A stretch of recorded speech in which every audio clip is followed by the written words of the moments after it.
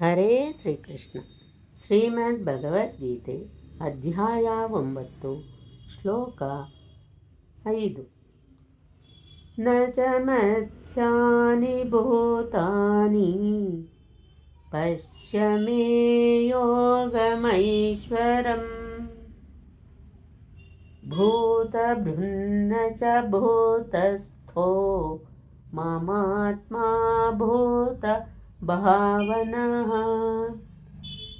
ಈ ಶ್ಲೋಕದ ಭಾವಾರ್ಥ ಪುನಃ ಹೇಳಬೇಕೆಂದರೆ, ಆ ಭೂತಗಳು ನನ್ನಲ್ಲಿ ಇಲ್ಲ.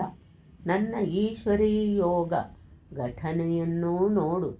ನನ್ನ ಸ್ವರೂಪವು ಈ ಭೂತಕೋಟಿಯನ್ನು ಹುಟ್ಟಿಸುವುದು ಬೆಳೆಸುವುದು ಆಗಿದ್ದರೂ ಅವುಗಳ ಸಂಬಂಧವೂ ನನಗಿಲ್ಲ. ವಸ್ತುತಃ ಸರ್ವಭೂತಗಳೂ ನನ್ನಲ್ಲಿಲ್ಲ, ಏಕೆಂದರೆ ಅವೆಲ್ಲವೂ ಮರಣಧರ್ಮಿಗಳು, ಪ್ರಕೃತಿಗೆ ಆಶ್ರಿತರಾಗಿರುವರು.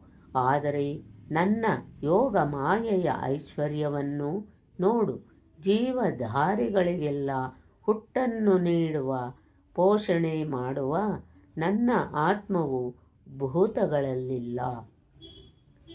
ನಾನು ಆತ್ಮಸ್ವರೂಪ ಆದುದರಿಂದ ನಾನು ಆ ಭೂತಗಳಲ್ಲಿ ಸ್ಥಿತವನಾಗಿಲ್ಲ.